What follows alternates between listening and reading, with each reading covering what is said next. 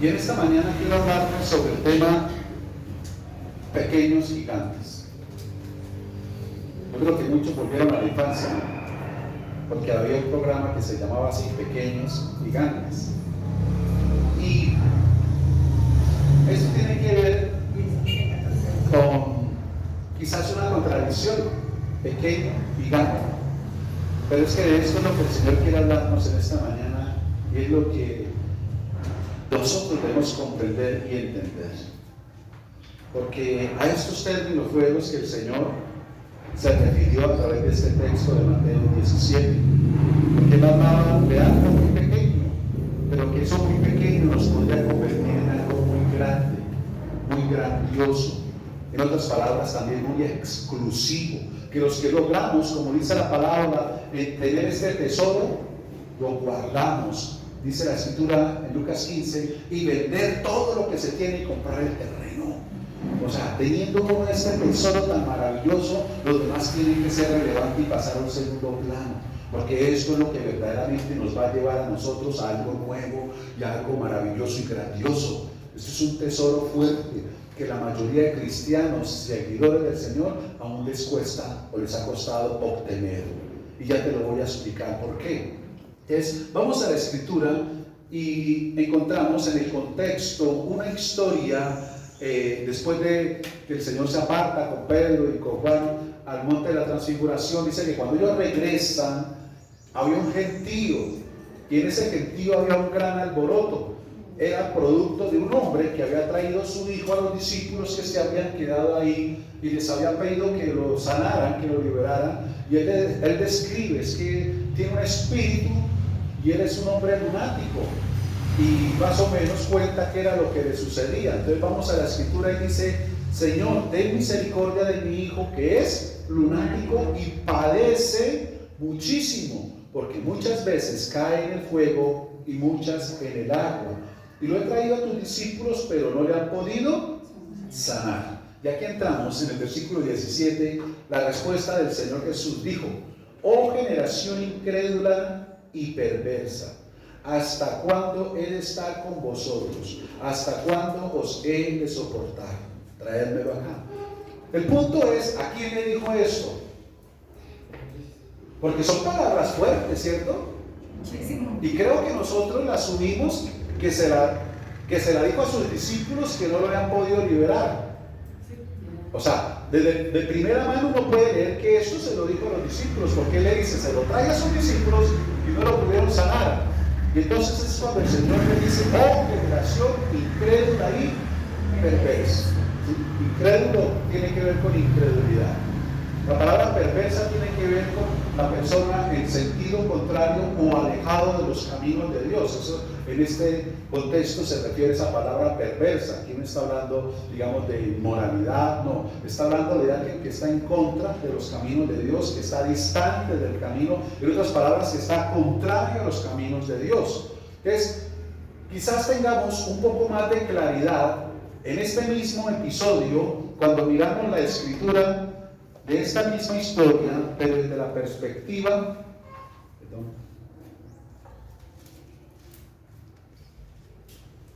de San Marcos. Miremos en San Marcos este mismo texto, en el capítulo 9, está la historia, pero aquí encontramos otras cositas que nos van a ayudar para poder entender a quién era que el Señor le estaba hablando. San Marcos capítulo 9, en el versículo 14 dice: cuando llegó a donde estaban los discípulos, vio una gran multitud alrededor de ellos. Bueno, hay una gran multitud alrededor de ellos, ¿cierto? Dice: y escribas. Y ya nos dice que había unas personas, ¿cierto?, de eminencia, de los letrados, de los conocedores, de los... Dice: y escribas que, nos dice algo más, disputaban con ellos. Estaban enganchados, alegando, quizás sobre las normas, sobre las reglas, sobre lo que se debía o no se debía hacer, o cómo o no se debía de pronto realizar la sanidad o la obra de liberación en este muchacho. O sea, había ahí y por eso dice: Y enseguida toda la gente, viéndole, se asombró y corriendo a él, le saludaron al Señor. Él les preguntó, mira, ¿qué disputáis con ellos? ¿Qué disputáis con ellos? O sea, mira la pregunta. O sea, parece que era una discusión acalorada, ¿no? Estaban en algo fuerte. No estaban en términos muy pacificadores. Quizás estaban dando duro con las expresiones y las palabras. Entonces, ¿qué disputáis? Les dice que estaban contendiendo. Entonces dice, el versículo 17, y respondiendo uno de la multitud dijo, maestro, traje a ti mi hijo que tiene un espíritu mudo. Bueno, aquí ya hay otro. En el otro dice que era lunático, aquí ya no dice que era el espíritu mudo. El hombre tenía discernimiento espiritual, el cual donde quiera que le toma le sacude y echa espumarajos y cruje los dientes y se va secando. Y dije a tus discípulos que lo echasen fuera y no pudieron. Según lo que podemos ver a través de estos versículos, era como un espíritu que lo tomaba, y la manifestación de este joven, lo que nosotros podemos muchas veces ver, era epiléptico. Desde un momento a otro cae en donde esté, pero si se le echa, ¿sí?, al fuego, al agua. Bueno, muchas de esas personas que tienen esa enfermedad, por decirlo así, ese estado, mueren. ¿Por qué? Porque en el momento donde caen se nucan, se golpean la cabeza, caen en el agua, porque no se sabe cuándo le viene ese ataque, y por eso muchos de ellos, desafortunadamente, por eso dice, lo quiere matar, claro. Eso era lo que él veía en su hijo. Dice la escritura, y respondiendo, el versículo 19, él les dijo, oh generación incrédula, ¿hasta cuándo he de estar con vosotros? ¿Hasta cuándo os he de soportar? ¿A quién cree entonces que el Señor le está hablando estas palabras? A los incrédulos que estaban discutiendo. A los escribas, a los otros que estaban ahí, porque estaban contendiendo, les estaban quizás imponiendo sus normas, sus condiciones y la manera de hacerlo. Recuerdo que había mucha gente, aquí describe, mucha gente, estaban contendiendo. Y cuando este hombre habló, quizás los otros también hablaron. Y le sacaron fuerza del Señor. Por eso los reprendió, porque ellos eran los que estaban en contravía de los caminos del Señor. Ellos eran los que no aceptaban al Señor Jesús, no aceptaban el amor, no aceptaban la metodología del amor para traer liberación, para traer sanidad, para traer perdón. Ellos no, ellos se regían a las reglas y a las leyes. Y por eso el Señor, en ese momento en que estaban contendiendo y alzando la voz y diciendo las cosas, es cuando el Señor los reprende. Ellos eran los incrédulos. ¿Por qué? ¿Sería que los discípulos no estaban creyendo en el Señor Jesús? Hermanos, si no estuvieran creyendo, no estarían ahí con Él. Eran ellos los que no creían. Eran ellos los que no lo aceptaban como el Cristo, como el Mesías. Y por eso les habla de esa manera, como tú ves en Mateo 23, una manera fuerte a los fariseos y a los escribas hipócritas, les dice. Y les hace muchas comparaciones por la forma y el estilo de vida de ellos. Y por eso ellos son los incrédulos, no creían en el Señor Jesús. No creían en Él. Y eran los que estaban en contravía, en contra del camino, distantes de los caminos del Señor. Y por eso hasta cuándo los he de soportar, porque era una perseguidera, y buscándole ocasión, tentándolo con palabras y preguntas para hacerlo caer. Por eso hasta cuándo los he de soportar. O sea, cualquier cosa que hago ahí llegan de una vez a alegar. ¿Por qué lo hizo el día sábado? ¿Por qué así? ¿Por qué aquí no? ¿Por qué si Moisés no dijo esto? ¿Por qué si Abraham esto? ¿Por qué usted esto? Y siempre estaban ahí encima. O sea, ¿qué son sonentes? Por eso hasta cuándo los he de soportar. Entonces, ahí vamos en esta historia, ¿no? Dice, traédmelo, y se lo trajeron. Y cuando el Espíritu vio a Jesús, sacudió con violencia al muchacho, quien cayendo en tierra se revolcaba echando espumarajos. ¿Sí? ¿Alguien ha visto, ha presenciado una persona bajo de epilepsia? Sí. Jesús preguntó al Padre, ¿cuánto tiempo hace que le sucede esto? Y él dijo, desde niño. Y muchas veces le echan el fuego y en el agua para matarle, pero si puedes hacer algo, ten misericordia de nosotros y ayúdanos. Aquí ya va algo más específico. Quizás este hombre solo había oído de Jesús nuestro Señor. Y por eso él le dice, pero bajo una actitud completamente diferente: si puedes hacer algo. Si puedes hacer algo. El Señor, ¿qué le dice? Si puedes creer. ¿Qué es el algo? Creer. Si puedes hacer algo, el Señor le dice, ¿cuál es el algo? Creer. Por eso dice, si puedes hacer algo, es la pregunta. Ten misericordia de nosotros y ayúdanos. Y el Señor le da la respuesta. ¿Qué es ese algo que extiende la misericordia de Dios para ayudar al pueblo, a la gente? Creer. Quizás el algo que tú necesitas para que la misericordia y la ayuda de Dios lleguen a esa área de tu vida es creer.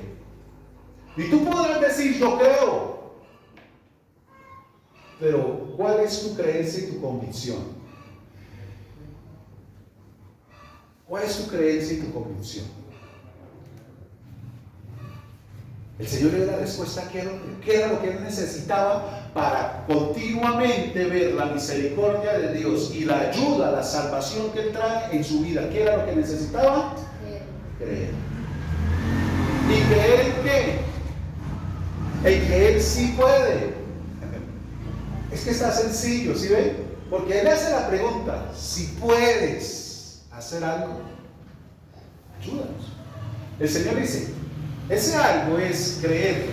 Y si tú crees, así es sencillo. El creer es saber, tener la convicción de que Él sí puede hacer.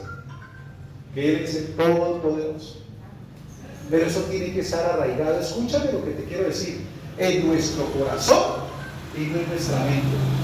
Porque nosotros podemos creer que Dios lo puede hacer todo, ser omnipotente, omnisciente, omnipresente, pero eso lo creo aquí en mi mente y lo tengo como un conocimiento que he recibido, que he escuchado, es algo aquí intelectual. La diferencia está, mis amados, como te he dicho en algunas ocasiones, no que tú lo tengas aquí, que Él puede, sino que lo tengas aquí, que Él puede, y eso es lo que marca la diferencia. Pero voy a poner otros términos. Algunas personas, por decir algo, se enamoran de una oración. Dicen, ay, qué oración tan bonita, me la puede escribir. Y quizás se la escribe o se la pasa. Y esa persona coge la oración y dice, Señor, en tus manos pongo este mes de marzo, que la gloria tuya, Señor, nos cubra. Y tú la lees o la recitas, la declaras. Pregunto, ¿será que eso llega a mover la misericordia y la ayuda de Dios para contigo? Es algo que salió de tus labios, pero viene de tu mente como un conocimiento que está fundamentado en un sentimiento y una emoción que te movió a ti porque te pareció bonita. La diferencia es cuando esa misma oración no sale de tu conocimiento por bonito, sino sale de tu corazón por una convicción. Eso sí fue la misericordia y el favor de Dios para contigo. Cuando tú dices, Señor, en tus manos este mes de marzo, Dios mío, tú nos has sustentado, Señor, y nos has traído, Señor, durante este nuevo año, Dios, estoy siendo testigo de cosas nuevas como tú me lo dijiste, Señor, al comienzo del año. Señor, hay cosas que me he entendido, pero yo sé que todo está bajo control. Durante este mes, Señor, seguiré viendo el bien y la misericordia tuya. Señor, yo creo que tú, Señor, cumples tu palabra, tus promesas. Tú nos dijiste, Señor, que yo y mi casa seríamos salvos, voy a seguir viendo la salvación de los míos. Tú dijiste, mi Señor, que nosotros te vamos a servir, que estamos bajo un pacto, Señor, y yo no estoy creyendo, Señor, y creo que en este mes, Señor, tú mostrarás tu fidelidad y cumplirás estas palabras. Por eso sé que será algo glorioso este mes, Señor, porque tu mano está con nosotros, Dios. Por eso te alabo, te doy gracias, mi Rey, Señor. Tú no nos has faltado siempre, Señor, tú has suplido. Gracias, Padre. Una oración que sale de tu corazón con la convicción de las promesas que Dios te ha dado a ti, eso sí mueve la misericordia y la ayuda de Dios para contigo. No algo que tú recites muy bonito. Y hay muchas personas caminando con Cristo que lo que tienen es mucha información en su cabeza, pero pocas convicciones en su corazón. Y por eso cuando soplan vientos de tempestades, de problemas, de dificultades, se desesperan, se angustian, no hayan qué hacer. ¿Por qué? Porque lo que te da firmeza, seguridad, sustento, protección es lo que tú tengas en tu corazón, no en tu mente. Porque lo que está en la mente se lo lleva ese viento, pero lo que permanece en tu corazón te da firmeza, seguridad y convicción en Cristo. Por eso el Señor lo dijo en la casa, en el ejemplo de las dos casas, la que estaba fundada en la arena y la que estaba fundada en la roca, y golpearon vientos y vinieron las tempestades y dieron con ímpetu los ríos, y la que estaba en la mente, en las emociones y pensamientos, cayó. Pero el que estaba en la roca, dice, permaneció. Aquí está la roca de nuestra salvación, y aquí está la arena de nuestra emoción. ¿Dónde estás tú? ¿En la emoción de un amén o en la convicción de una promesa del Señor?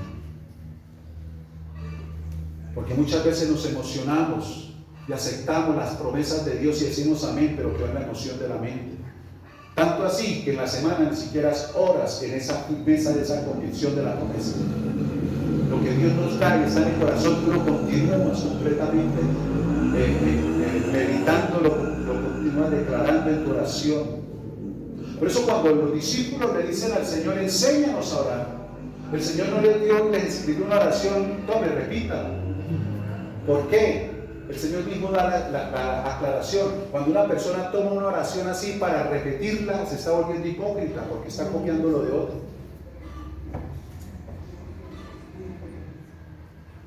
Eso no funciona así. Si eso funcionara así en su casa, grábese una memoria USB, cantidad de oraciones y cómpraselas. Hermano, no es así. Eso es como si usted de pronto, mujer, le grabara en esa memoria a su esposo palabras bonitas, esposo mío, te amo, se la ponga todos los días. Yo creo que más de 5 horas de escuchar en esa memoria repetitiva que usted diga, esposo mío, te quiero mucho, esposo mío, te amo mucho, esposo mío, tú eres lo más importante, esposo mío, tú eres precioso. Que al menos una sola vez tú le digas eso de tus labios y de tu corazón y mirándolo a los ojos. Yo creo que tiene más poder eso, sí. El Señor lo que enseñó fue la esencia de la oración. Esa esencia, dándonos a quién tenemos que orar, a quién tenemos que pedir, cómo tenemos que hacerlo, de qué debemos dar gracias, a vivir agradecidos. Nos enseñó a estar perdonando, a pedir perdón y a perdonar. A eso es que nos enseña. Pero para eso tenemos al Espíritu Santo que nos inspire y nos ayuda a cómo hacerlo. Para que eso no se quede en tu forma personal, intelectual y humana de hacerlo, sino con la ayuda del Señor. ¿Verdad? El Espíritu Santo ya está soplando, prenda el ventilador para... Entonces se trata de eso, mis amados, de la esencia. Por eso aquí vamos a lo que el Señor nos quiere ministrar esta mañana. Él dice, si puedes creer, al que cree que, porque hay cosas que no han sido posibles para ti, porque no has creído. Piensas que crees, pero te lo repito, está aquí, mi mano. Eso marca la diferencia. Las convicciones. Hebreos 11:6. El que se acerca a Dios, crea que es real. Él es real, que Él existe. Y que es galardonador, o sea, responde, trae respuesta, trae favor a los que nos acercamos. No es orar por orar, ¿no? Como Pablo, dando golpes al viento, ¿no? Se trata de ser efectivos. Y de esa manera se tiene esa convicción en nuestros corazones. Si puedes hacer algo, el Señor dice, algo se llama fe, se llama creer. Y en tu fe y tu creer verás cosas imposibles para el hombre, porque son realizadas por la gracia y la misericordia de Dios Todopoderoso. Y eso es lo que tú y yo necesitamos comprender, mis amados, porque quizás hay cosas, vuelvo y te repito, en tu vida que no has visto la misericordia de Dios en ti, pero porque te ha faltado la convicción de fe. Porque aunque piensas tenerla en cualquier sacudón, cosa que tus ojos físicos ven, se cae esa convicción y dice, no, esto ya no cambia, Señor, no. esto va a ser muy difícil, eso llama incredulidad.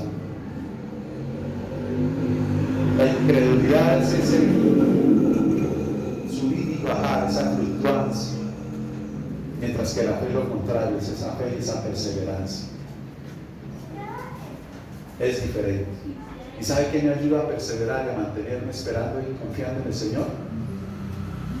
Las convicciones que tengo acerca de Él, que Él es fiel, que Él es bueno, que los tiempos están en sus manos, no en los nuestros.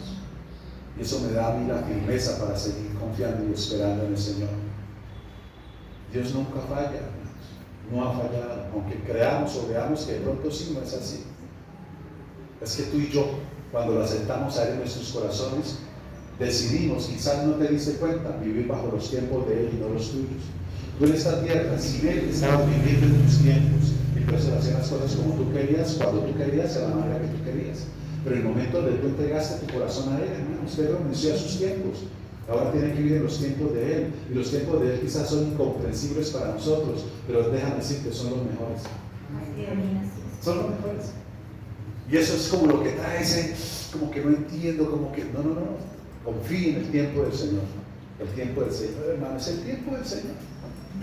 Y eso es lo mejor para cada uno de nosotros. Y usted sigue diciendo la escritura, dice, e inmediatamente el padre del muchacho clamó y dijo, ¿qué dijo? Pero antes, ¿qué dijo? Creo. Ahora, póngale cuidado, esto es hermoso. Mira, dice, e inmediatamente, o sea, él no lo cuestionó como muchos cristianos hacen, que llega la promesa y empiezan a cuestionarla con su razonamiento terrenal. Pero ¿por dónde? ¿Cómo vendrá esa salvación? Pero no hace chino que ni siquiera le nombro a Dios y sale corriendo.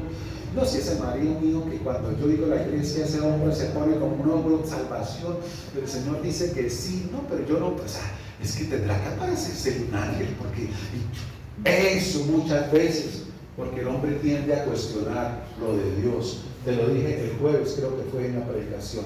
Mis amados, así como la esposa, nosotros de hombre recibimos una esposa no para entenderla, sino para amarla.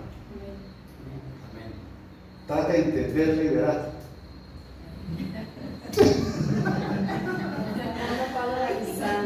Recuerda, creo que ya le había contado ese chiste, ¿no? Sí. Del tipo que iba caminando y como una lámpara toda rara y todo, y mira, le pegó una patada y salió un genio. Oh, vamos, me liberaste de miles de años de cautividad, y por haberme liberado a ti te voy a conceder el mundo entero. Pídeme lo que quieras, que yo te lo voy a dar. El tipo está emocionado, ¿en serio? Sí, pídeme lo que me voy a gozar de mi libertad, salir de esta prisión, pídeme lo que quieras. Entonces el tipo le dice, yo quiero como mucha plata. No, hermano, eso es lo de menos, se lo puede conseguir usted. Pídame algo que usted no puede hacer, no puede conseguir, y hermano, aprovecheme, pero dinero, eso es lo de menos, usted no pedir plata. Entonces el tipo se queda pensando, si yo qué le pido, qué le pido. Dice, hermano, dame a mí la capacidad de entender a mi mujer. Y el genio se queda pensando. Dice, no, hermano, pide otra cosa, pero rápido que me voy, usted no va a pedir eso, pida algo que valga la pena. Y el tipo, ay, pero hermano, bueno, mire, yo tengo muchísimos deseos de conocer la isla de San Andrés, pero le tengo pavor, terror a subirme a un avión. Hermano, yo quisiera una carretera, hermano, que me lleve desde aquí, desde Colombia hasta San Andrés, para que yo pueda ir por tierra en carro. Y el tipo le dice, ¿una autopista a San Andrés? Sí. Y se queda gente pensando y dice, hermano, pero está como... Entonces dice el hombre, bueno, si no está, dame la capacidad de entender a mi mujer. Yo, no, ¿de cuántos carriles quiere la autopista? Entonces lo mismo pasa con Dios, hermano. Tú y yo no estamos para comprender o entender a Dios. Sus pensamientos y sus caminos son muy distantes. Nosotros estamos es para amarlo y obedecerle, ¿no más? Amén. Eso le sucedió a una pareja que estaban celebrando 70 años de casados. Y ni un disgusto habían tenido, son un ejemplo para la sociedad. Y en medio de la celebración de los 70 años le preguntan al tipo que cuál era la clave durar 70 años de casados y que nunca se había oído un disgusto, una pelea, un pleito entre ellos. ¿Y cuál era la clave? Que se la dieran todos los que estaban ahí. Y el tipo muy sencillo, digo, yo tengo la clave, nunca le doy la contraria. Esa es la clave. Así mismo pasa en nuestra obra. Por eso el Señor hace una analogía del matrimonio con la relación que tú y yo tenemos con Él. Por eso se pinta como el novio, nosotros la novia, como Él el esposo y nosotros la esposa. Es igual. No se trata de contender, no se trata de llevarle la contraria, se trata de obedecer y de amarlo a Él. Y ahí radica el éxito, ahí radica todo. Y por eso este hombre no cuestionó.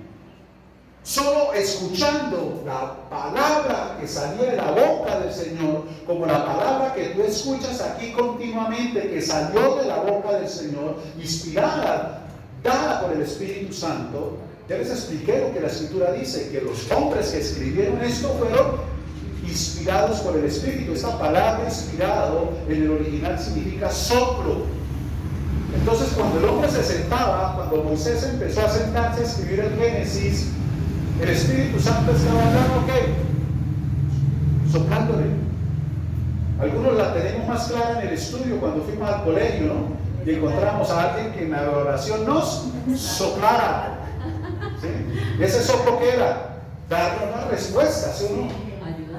Era esa ayuda, lo mismo, él soplaba y iba a decir, en el principio, escogía a Moisés, en el principio, creó Dios los cielos y la tierra, estaba soplando, creó Dios los cielos y la tierra. Y la tierra estaba desordenada y vacía. Y el Espíritu se movía sobre la faz de las aguas. Y dijo, eso es. Este hombre escuchó ese soplo del mismo Señor Jesucristo. Cuando el Señor le dice, si puedes creer, al que cree, él no cuestionó. No, dice que inmediatamente creyó. ¡Creo! Venía del Señor Jesús como la palabra viene de Él. Para que tú y yo la creamos, no para que la cuestionemos, no para que nos argumentemos, no para que le busquemos la forma, no, si Él lo dijo, hermano, y tú lo crees, Él lo hará. Amén. Si Él lo dijo y tú lo crees, Él lo va a hacer. Amén. El Señor se lo está diciendo, si tú crees, hermano, lo verás. Así es sencillo, es así de sencillo. Si tú crees, verás lo imposible, verás la ayuda, la misericordia sobre tu hijo y los tuyos. Y por eso Él dice, creo. Yo no estoy creyendo, no sé si tú lo estás creyendo, pero hay algo más, le dice, creo, ayuda mi incredulidad. ¿Qué le está diciendo? En otros términos, ayúdame a no flaquear, a no dudar, a no cuestionar, a permanecer firme. Eso le está diciendo, quiero mantenerme en esa línea de fe continua, creciendo cada día más. Una fe genuina que no deja argumentos que la desbaratan, la obstruyen, la cuestionen, no, sino que permanece, está por encima, porque la fe, escúchame, no es algo terrenal, es sobrenatural. La fe terrenal opera de una manera completamente diferente, porque está fundamentada en la fuerza y capacidad del hombre, y esa fe humana sí puede tener muchos altibajos. Por decir algo, dice, yo tengo fe que de aquí a junio me compro la moto. Eso es fe humana, eso no es fe de Dios. Porque está fundamentada en ti y en tu capacidad. Y entonces usted empieza a hacer, y entonces voy a recortar aquí, voy a hacer esto otro, y voy a esto y yo, y le voy a ahorrar el sueldo tanto, y voy a vender esto otro, y de aquí cojo otra platica, y yo sé que ya yo la consigo, y yo la tengo, y yo soy capaz, y yo puedo. Eso sí es fe, pero fe es la persona, no es la fe de Dios. No es la fe que mueve montaña, la fe de Dios está sobrenaturalmente, obra de una manera que el hombre no puede hacer nada. Y entonces esa fe sí es cuestionable, porque de pronto cuando usted llega a mayo, antes de la adquisición de la moto, se le presentó un inconveniente y lo que tenía ahorrado le tocó invertirlo allá. Ajá, ¿dónde le llegó la fe? Usted tenía la fe, pero fue cuestionada, fue desviada, vino de la desmotivación, ¿no? La fe genuina de Dios, por eso te dice la palabra, como una casa firme, golpero que golpee, tú permaneces ahí firme creyendo que salvas, porque no depende de ti, depende de Él.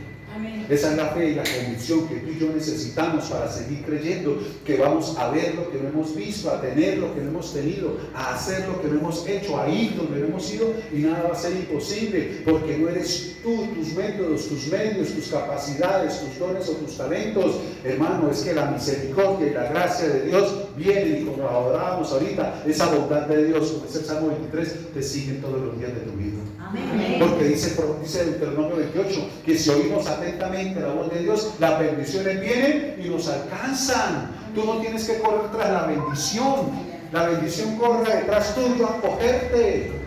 Es diferente. Vale la pena mantener nosotros en esa convicción del corazón. El Señor hace cosas nuevas, Amén. Cosas novedosas, vivencias y experiencias nuevas, algunas agradables, otras no. Pero de todo ello Dios saca lo mejor de nosotros. De todo ello Dios saca lo mejor de nosotros.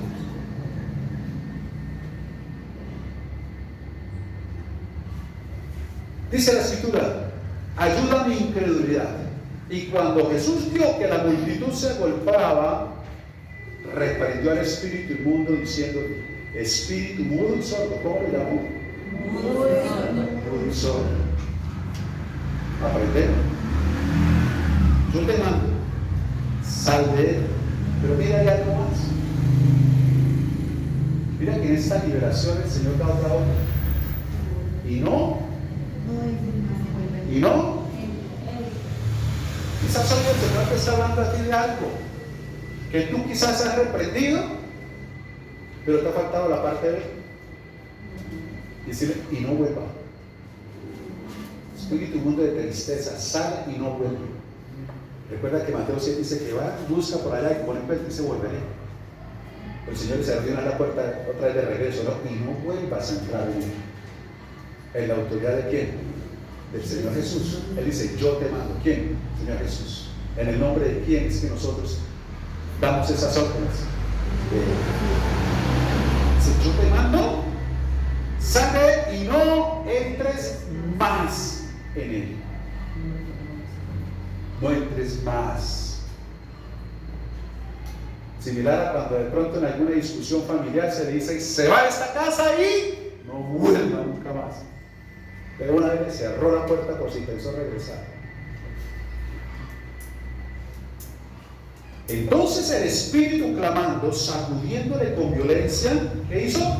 Salió y él quedó como muerto, de modo que muchos decían: está muerto. Pero Jesús, tomándole de la mano, le enderezó y se levantó.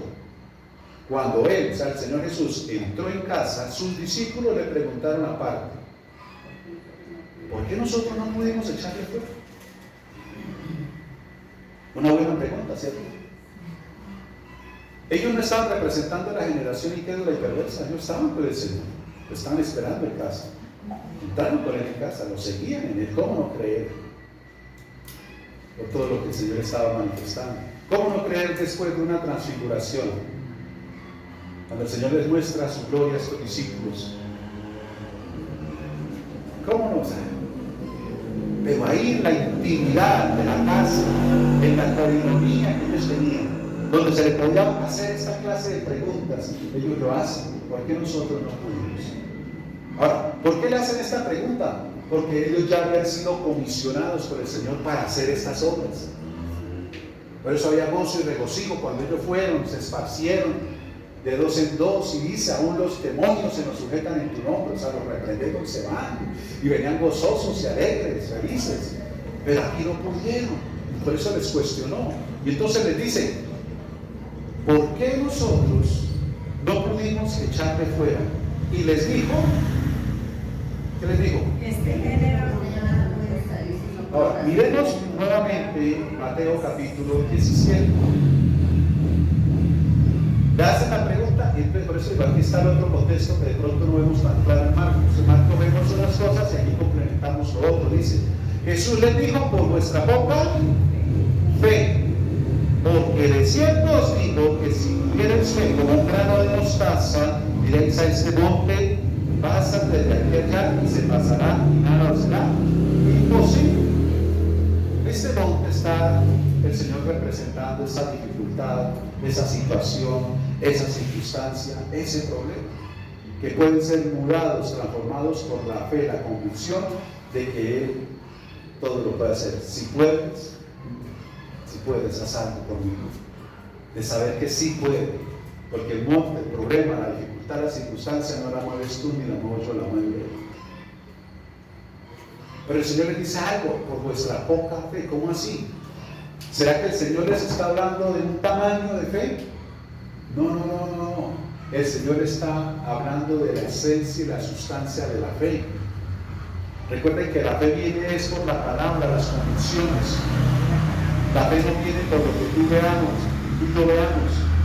Esta gente estaba viendo cualquier cantidad de milagros, pero así no se produce la fe. Generalmente, lo que más se mueve a través de lo que tú y yo vemos son las emociones. Ya hablamos de eso. Pues imagínense, sí, inmediatamente se paró, hizo esto, y yo vi cuando me hice.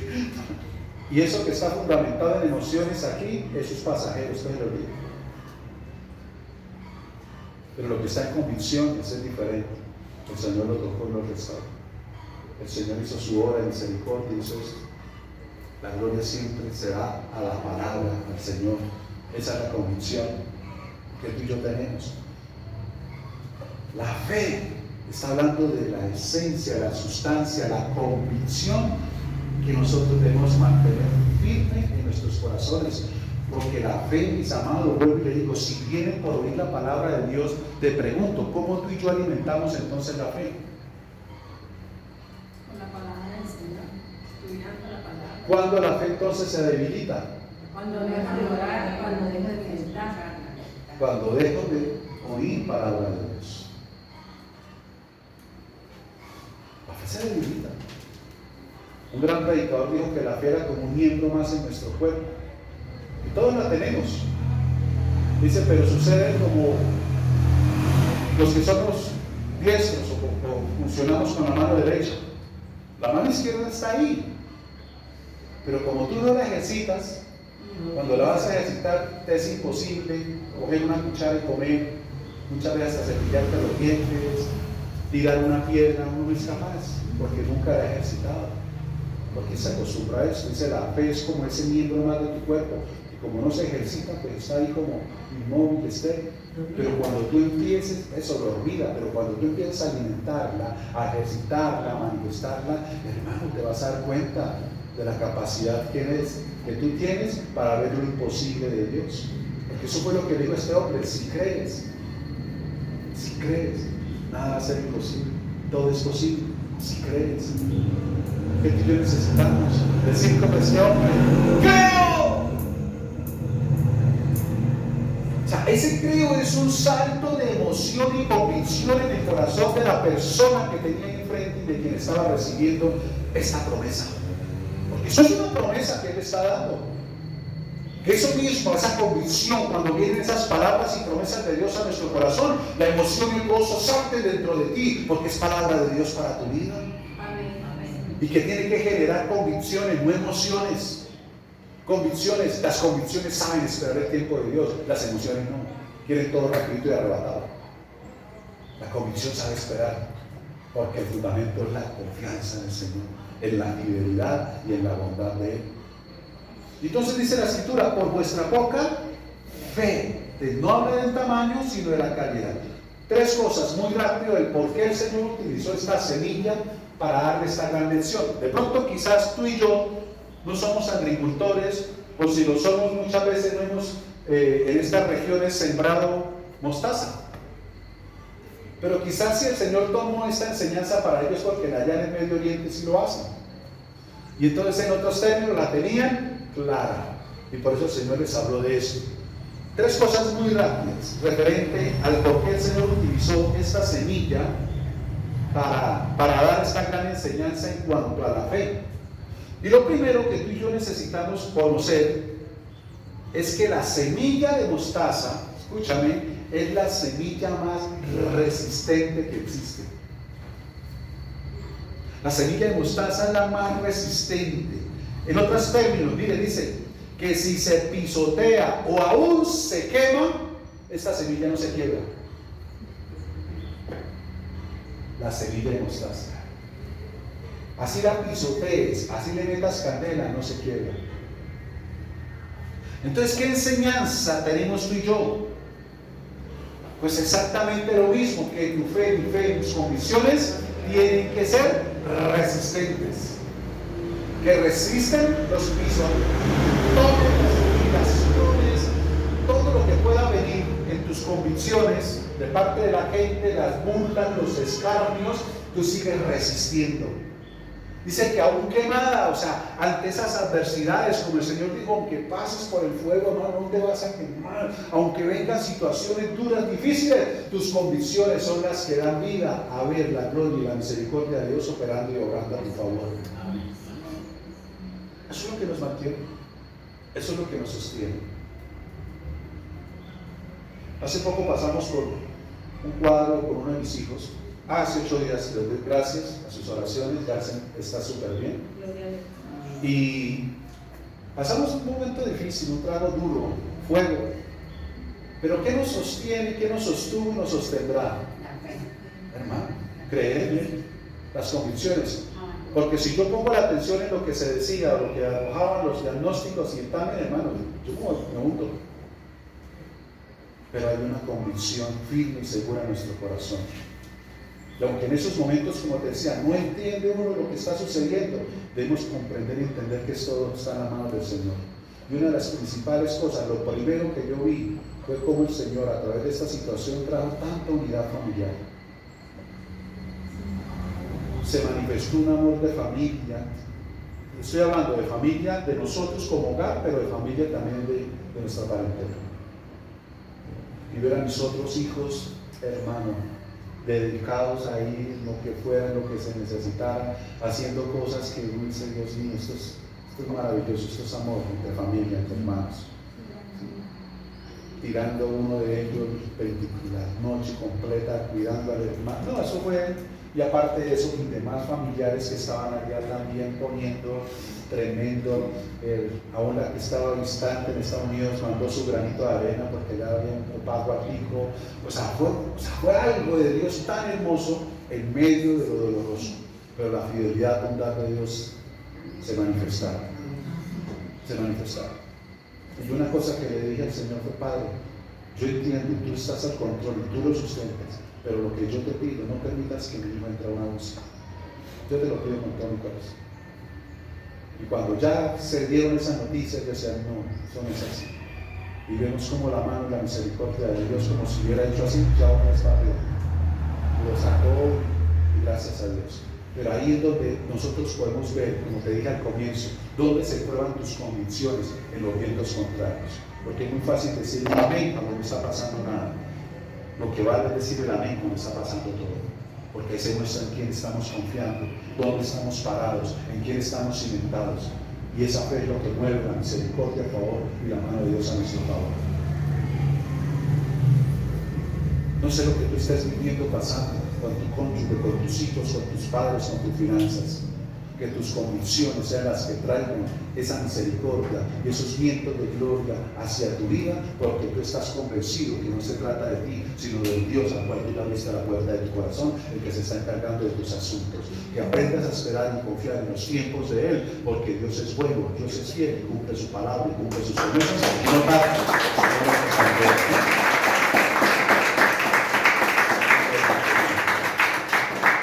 Es una fe resistente.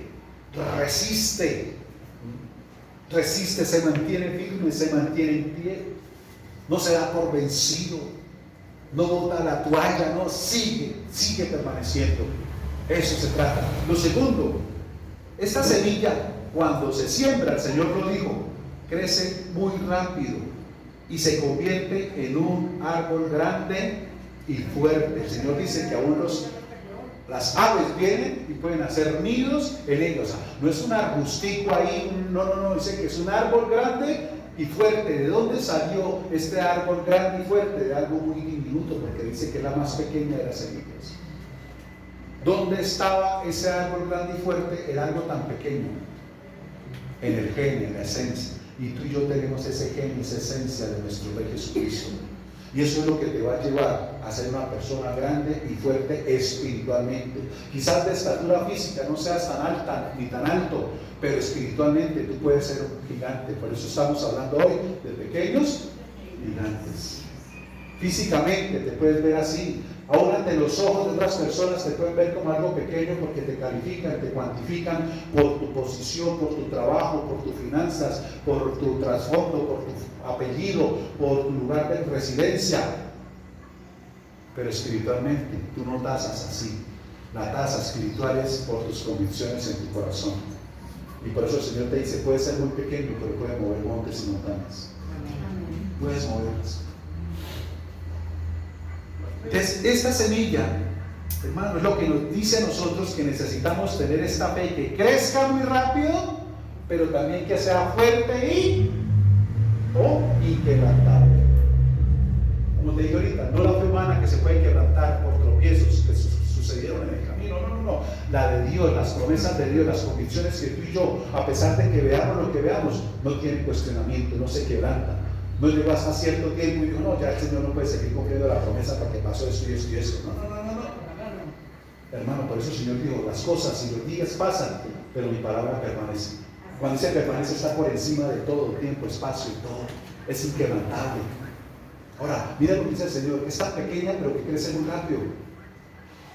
Yo he visto personas, y eso sí tengo testimonio, que llegan a los pies de Cristo, le abren el corazón al Señor y muy rápidamente, hermano, lo ve uno obrando en el mundo de la fe, con una fe increíble. Y esa misma fe trae tantas respuestas a esas personas. Pero también he visto otros con mucho tiempo y quizás ya no obran y se mueven en la fe, porque han permitido que esta fe de Dios sea cuestionable y se haya quebrantado con muchas vivencias, experiencias y razonamientos. Mira, voy a decir otra cosa. Hay personas que les gusta leer mucho libros de personas pues, que tienen el temor de Dios, digamos. Pero a veces eso tampoco es tan bueno. Porque en ciertos libros encontramos ideas y filosofías de hombres por vivencias o experiencias, y como que eso entra a entorpecer nuestra fe y nuestras convicciones, y empiezan a dañar, a trastabillar ese camino de fe que tú y yo estamos andando. Y damos como ciertas teorías que de pronto ellos plantean. Bueno, me explico. Hace un tiempito atrás, una persona muy cercana a nosotros empezó a oír a unos judíos, de esos judíos que se convierten en el cristianismo. Se llaman laizanos. Obvio que ellos tienen pues un conocimiento mucho más de las escrituras, por su raíz griega, hebrea, aramea, en fin. Y hay ciertos pasajes y ciertas escrituras que ellos tienen su concepto de verlo y de vivirlo. Y entonces se la plantean a usted. Y como viene de ellos, la persona la recibe, la acepta y empieza a cuestionar la palabra. Y sin darse cuenta, esas personas se empiezan a alejar de la palabra verdadera de Dios, de la esencia de Dios. Bueno, me explico. Que no quiero ser tan directo. Voy a poner un ejemplo. En el libro de, creo que es Jeremías, hay un término que dice, me sedujiste y fui seducido. No sé si lo han leído. Para ellos ese término es me violaste, y lo ven como una violación. O sea, lo aterrizan terrenalmente. Entonces, claro, eso es algo que lo espanta a uno, ¿cierto? Y así, por ejemplo, así otras definiciones. De ellos quedan, eso no es así, esto es esto, y se aparta. La parte de los libros te lo digo ¿por qué? Porque yo les había puesto el canal ese cristiano que la mayoría de nosotros tenemos, ¿no? Que es muy famoso y esto. Yo hace un ratico no lo escucho porque pues, miro las otras predicas ya con la facilidad de YouTube y todo eso. Tengo mis predicadores que me identifico mucho con ellos y en el tiempo que lo veía por ciertos predicadores que salían ahí me gustaba oírlos, pero tuve la oportunidad de escuchar otros que yo quedaba como, este man, ¿por qué dice esto? Dice, esto no es así. No desde mi punto de vista humano, no, porque Juan nos dice que tenemos al Espíritu Santo, no necesitamos ser enseñados porque lo tenemos a Él y Él nos ayuda a eso, para que no seamos engañados. ¿Sí o no? ¿Sí lo han leído? Sí. Tenemos la unción del Santo, dice. Y uno queda como que... Y en algunas ocasiones yo le dije, aunque tenga la connotación cristiana, no significa que todo lo que digan ahí sea verdadero. El Señor mismo dice, prueben los espíritus, o sea, ¿con qué espíritu está hablando? ¿Con qué intenciones está diciendo esto? ¿De dónde salió esta información? O sea, hay que tener cuidado también con eso. Les digo, no todo, por eso Pablo dijo, retengan lo bueno, desechen lo malo, lo que no, eso no es así. Tenemos el filtro del Espíritu de Dios. Entonces así pasa con los libros, no todo lo que dice un libro cristiano es que eso sea lo que es. No, entendamos algo, lo que tú y yo tenemos a nuestro alcance. Yo se lo dije, ¿sabes? A mi esposa que estaba haciendo como inclinada y me va también para allá. Y ella me decía, no, como por aprender y conocer. Y dije, no, la curiosidad mata al gato. Tú y yo tenemos lo que necesitamos, lo que Dios nos dejó, y hasta el día de hoy, ¿cuántos años llevamos? Y ha sido suficiente, y con eso el Señor nos ha respaldado, hemos visto su gracia, su misericordia, su bondad. No necesitamos ir a meter el dedo y escarbar donde el Señor nos ha llamado. Y él dijo que sí, ya ver. Lo que tenemos es suficiente. Hay mucha gente que se va hacia meter el dedo. Ay, es que allí me dicen, y allí llegó un profeta, y allí llegó esto, hermano. El libro profético es este, y aquí es donde Dios nos habla. Yo no necesito que vayan y me digan allá. Se llama brujería, hechicería, adivinación. Y está en la Biblia, en Hechos, creo que 16. Pablo habla de esa mujer adivina. Y eso no fue, ay, venga para la iglesia, usted que describe el futuro y nos habla. No, fue reprendido ese demonio, porque era un demonio lo que estaba ahí operando. Tú y yo tenemos lo que tenemos, necesitamos la palabra. El Señor Jesús mismo lo dijo, tiene la escritura, escudriñenla, ahí hablan de mí. Este es un libro que habla. Porque cuando tú lo abres, el que sopla está contigo diciéndote qué es, de qué se trata. Y por eso la importancia de lo que el Señor nos habló hace un año, de la meditación. Tener ese tiempo de mujer, sentarme y preguntarle todo lo que me entiendo. Meditarás en Él. ¿Y qué medito en Él? Lo que Él me enseñe para guardarlo, ponerlo por obra. Y entonces harás próspero tu camino y todo te saldrá bien. ¿Qué más si viene de Él? ¿Qué más si Él nos muestra, nos enseña? No necesitamos más. Entonces, esta fe, comparado, tiene que ser fuerte e inquebrantable. Que no haya quebranto. Tú y yo tenemos lo suficiente. La persona que corre así bajo esos términos es una fe muy débil, que no quiere por su propia cuenta tener una comunión con Dios, sino que es a través de terceros. Por eso es lo que te he dicho muchas veces, cuando tú en el transcurso de las semanas tienes ciertas experiencias y aún en la palabra tú tienes preguntas con Dios, a veces el Señor es tan maravilloso que cuando tú vienes acá a través de la predica, el Señor te la responde. Por eso es necesario oír, porque nuestro devocional, en tu comunión, tú preguntas, tú hablas, pero muy pocas veces, a veces el Señor nos habla ahí. Nos habla después, ya cuando usted está haciendo el almuerzo, ¡pum! El Señor le dio la respuesta a lo que le pregunté en secreto, porque Él dice, la recompensa te la daré público, te la daré afuera, te la daré ya cuando hablaste con la persona que te encontraste de casualidad en el camino, y esas palabras que salieron de la otra persona era la respuesta a lo que usted le estaba preguntando. Eso te lo daré allá cuando vayas y te congregues, eso te lo voy a... O sea, el Señor habla. Lo importante es que tú y yo tengamos la sensibilidad a la voz de Dios y lo reconozcamos de esa manera. El día que se iban a llevar a mi hijo de San Gil para proclamarle en la ambulancia, me encontré con una persona allá y me preguntó yo qué pasó. Le dije, no, me dio unas palabras, tenga la plena seguridad que yo las sentí de parte de él entonces. Y fue un fundamento firme para seguir ahí en ese proceso. Tanto así que cuando terminó todo, volví a escribir, le dije gracias y gracias por sus palabras. Y yo sé que venían de Dios, fueron un aliciente para mi corazón. Porque yo entendí que venía de parte de Dios. Ahí vino la respuesta. Y así muchas veces, cuando tú y yo permanecemos sensibles a su voz, a través de una comunión con Él, mis amados, Dios nos sorprende donde tú menos piensas y con la persona o la circunstancia que menos esperas. Amén. Es fuerte e inquebrantable, necesitamos ser así. Y lo tercero, y cerramos acá. Mira, y esto es bien importante. Es la única semilla en el mundo que no es híbrida. que no es híbrida. Esto. ¿Me puede poner pausa? El pausa. ¿Y si saben qué es híbrido? Hoy en día en la agricultura se usa mucha semilla híbrida. ¿Qué es una semilla híbrida? Una semilla que ha sido manipulada genéticamente en laboratorios con el propósito de que dé una mayor producción, que sea una semilla más resistente ante las diferentes adversidades. En otras palabras, que sea algo más seguro en una cosecha, que vaya en otros términos uno más a la fija, o el agricultor más a la fija. Yo, por ejemplo, hace poco sembré una semilla híbrida de maíz. ¿Cuál es la diferencia? La semilla, digamos, natural, produce generalmente en cada caña una mazorca.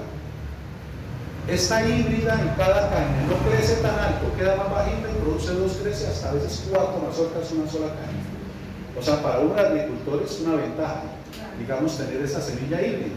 Ahora, ¿qué pasa con esta semilla híbrida? Que lo que tú tomas de una mazorca, ninguna de esas pepas la puede volver a sembrar. No sigue, no reproduce ya, es híbrido. Mientras que la criolla o la normal, usted cualquier semilla la siembra y sale de la planta, se reproduce. Y por eso está hablando el Señor de la mostaza, ¿sí? Porque no se puede manipular genéticamente, ningún laboratorio, ningún científico lo puede hacer, sino que es algo natural que se reproduce, ¿sí? Es algo que no se puede mezclar con nada ni nada, o sea, no se puede contaminar, es lo que es y tiende siempre a reproducirse. En otros términos, tu fe, hermano, puede reproducirse en la vida de los tuyos, de los que están a tu alrededor. Tus convicciones, tus creencias se pueden reproducir, no son híbridas, no se quedan solo en ti, tienden a ¿qué? A reproducirse y a crecer. Esta semilla híbrida nos está hablando de que es limitada, mientras que la fe, como puso el Señor con esta semilla de mostaza, hermano, no es limitada, es al contrario, ilimitada. Es algo que tiene que crecer, algo que tiene que expandirse. Y por eso aquí los discípulos le están hablando de ese tamaño, pero no se trata del tamaño, se trata de la esencia, de la convicción, de la fe en nuestras vidas y en nuestros corazones. Por decir algo, vemos en la naturaleza, yo creo que la mayoría conocemos lo que es una mula o un mulo. ¿De dónde sale la mula o el mulo? De una cruce que hace el hombre entre dos especies diferentes, que es entre el caballo y una burra, o un burro y una yegua. Ahí es donde sale la mula. La mula es resistente, las usan mucho para el trabajo, o sea, son tremendas, pero son indias, o sea, ellas ya no se pueden reproducir. Una mula ya queda esterilizada, o sea, ella ya no se puede reproducir, ya ella separó todo. Eso se llama híbrido, hasta ahí, limitado. Entonces, por eso el Señor habla de esta semilla, es una semilla, hermano, que no la pueden mezclar con nada ni con nada. O sea, es pura y es auténtica. Escúchame, así tiene que ser tu fe, pura, auténtica y que se reproduce. Por eso cuando Pablo le escribe a Timoteo, exalta la fe en su corazón y las convicciones que él tenía y le da la fortaleza para que, a pesar de que era muy joven, se mantuviese firme y seguro en lo que él había recibido y creído. Y él le dice: la fe que en ti hay, se fue recibida de tu abuela Eulodia, creo, ¿sí? Y habitó en tu madre Eunice, y sé que está en ti. ¿Sí? La reproducción de la fe. Dice: sé que está en ti, viene de tu abuela, se sembró en tu mamá, viene de Elodia, a Eunice, y ahora está en ti. Es una fe genuina. Ahora, si el Señor nos habla de una fe genuina y auténtica, es porque hay una fe que no es tan genuina ni auténtica. Y esa fe muchas veces varía con las emociones y convicciones de la persona, donde tú la ves hoy declarando versículos y palabras de Dios, y Dios es fiel, pero mañana ante el viento de tempestad ya está por el piso diciendo lo contrario, quebrantado. Eso no. La fe es inquebrantable, genuina, verdadera, pura, no se contamina, resistente, y es la que tú y yo debemos mantener. Amén. La fe, escúchame, cerramos aquí, la fe es lo que te mantiene a ti y a mí como una persona única y genuina. Es la fe. No lo que somos, no lo que tenemos. No. La fe es la que nos mantiene como personas únicas y personas genuinas. Eso es lo que te convierte a ti en alguien grande. Grande en la fe. Quizás pequeño en lo natural, pero en lo espiritual, grande. Ser genuinos y ser únicos es lo que le da el verdadero valor a la persona. Y eso lo recibimos de parte de nuestro Dios. Amén. Cierra tus ojos, inclina tu rostro y oremos a nuestro Rey en esta mañana.